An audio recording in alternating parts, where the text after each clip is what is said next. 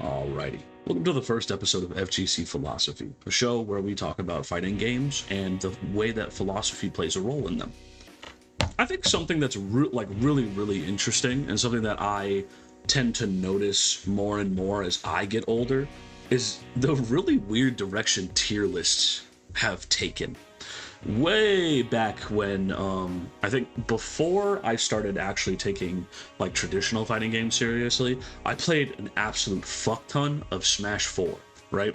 That was like my main introduction into FGC stuff, right? I know some people have a bit of a discomfort referring to Smash players as FGC stuff, and that's actually a different topic for a totally different episode that I have coming up. So if you want to talk about that topic, please feel free. Tier list, right? I think even now today, tier lists truly affect the way that a lot of us see how like the game works, right?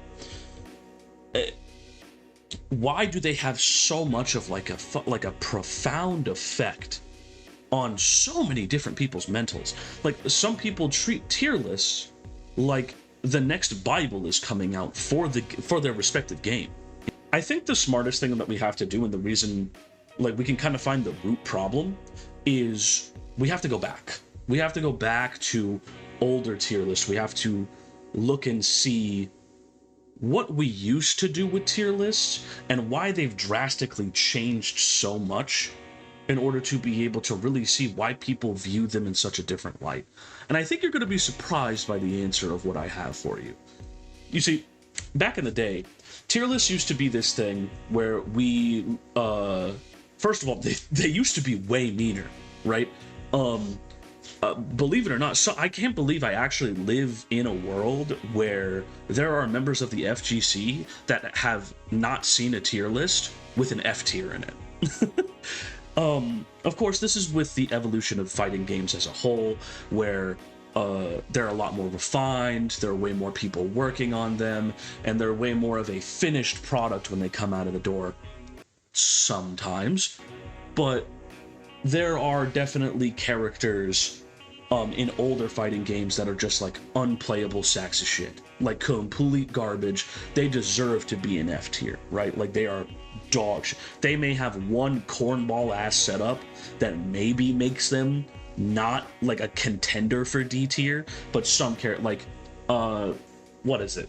There's a specific, I can't remember off the top of my head, but there's a specific Dan Hibiki iteration, and I can't remember if it's like Alpha 1 or I think it might actually just be Marvel 2, where he is the worst Dan to ever be produced on the screen, right? So he definitely deserves to be an F tier role. You know, Servbot, characters in Marvel vs. Capcom 2, that's a very unfinished game. It's a beautiful mess, but an unfinished game nonetheless, right? So shoving those characters all the way down to some characters are bugged to shit and it makes them good. Those characters on the opposite end of the spectrum are bugged to shit and make them bad, right? On top of the design philosophy of Servbot's a joke character, Dan's a joke character, and I'm pretty sure Roll is considered a joke character. I think that was her design philosophy of like, she's not really supposed to be taken seriously all too much. But then those characters that are developed to be taken seriously but are still dog shit are kind of reserved for that D tier spot, you know? I genuinely think that as time goes on and fighting games get developed to a higher standard, characters become way less broken, and character strength becomes much more of a in-depth discussion about does F tier even really deserve to be there in the first place if every character has a little bit of something that they can do, right? So volatile old school games had really broken, busted characters that didn't work, sometimes in a good way, sometimes in a bad way. Thus the F tier is born, right? And then also like the S plus tier or whatever, right? But I think the main thing of why we really changed them, other than the main reason why we changed them, other than the way other than because the way that fighting games have changed. I think we now view fighting games in a different way. I think we as players now see fighting games in a different way and understand them to a degree where we can start using tier lists a little bit more responsibly, right? Now, the way that we viewed tier lists earlier in this like day and age was that it was kind of like if a pro player made a tier list, we had to see it and we had to have like this big discussion about it because not a whole lot of people were making tier lists, right? Especially because I think tier list maker was not exactly like, you know, super popular yet, and not a whole lot of people like wanted to take the time to make a tier list. So when someone did take the time to make a tier list, there was big discussion about it, especially when pros made it, right? But as time goes on, tier list maker starts to become more available. People start to go out of their way to make tier list after tier list after tier list, right? And so it becomes this extremely oversaturated market of people who don't know what the fuck they're talking about making these tier lists that we used to hold to such a high regard, right? So now tier lists are not only of this thing that people argue about, they're also a fucking joke of what they used to be, right? So this weird tone shift of tier lists causes us to now completely shift our perspective about them. So now you can understand where a lot of people are coming from, where they say tier lists don't matter. Not just because you as a player, an individual, have the skills to be able to bring bad characters to a much higher standard, but also because it's such a fucking oversaturated market where literally anyone and their mother can make a tier list.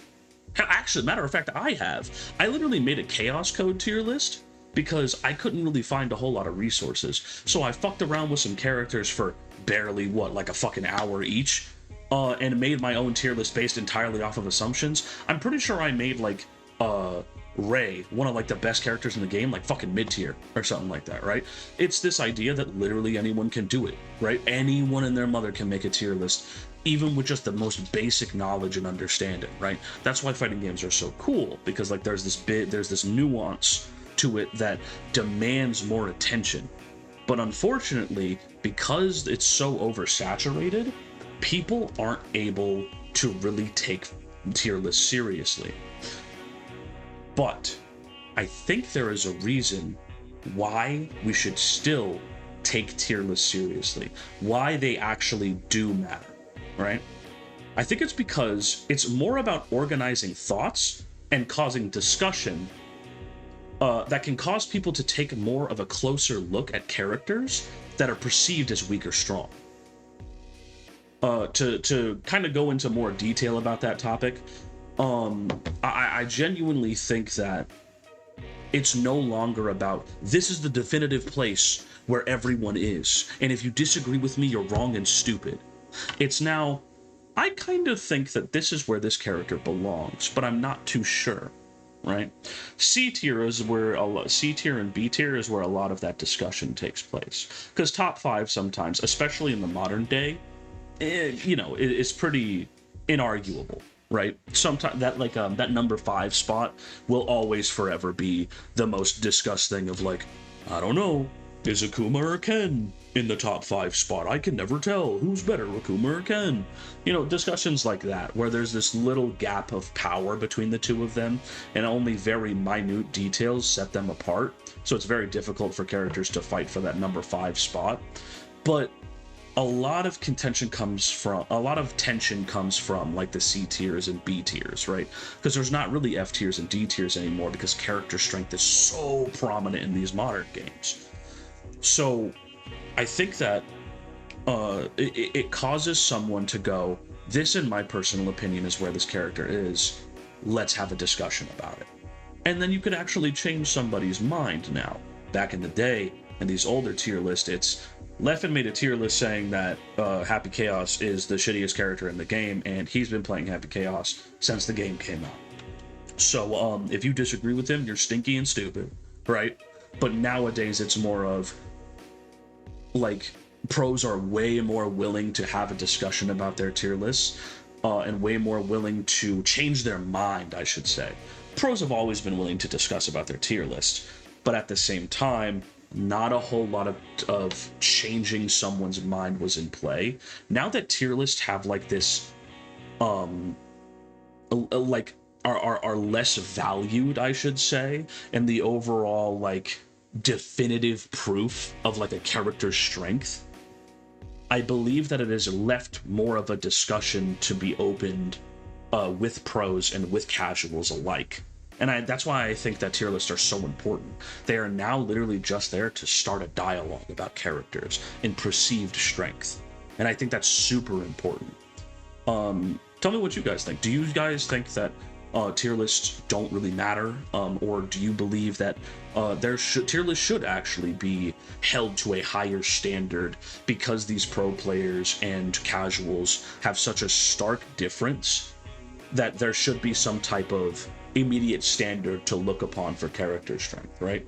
Do you believe that raw numbers determine a character's strength and that's why tier lists should be solidified? Or do you believe that they are only there for discussion pieces and that character strength is never set in stone? That's something that I'm very curious about. I really make these videos primarily for discussion.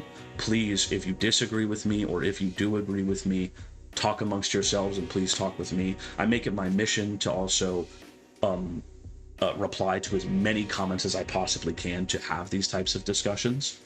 So please feel free. And thank you for watching, and I hope I've made you think today.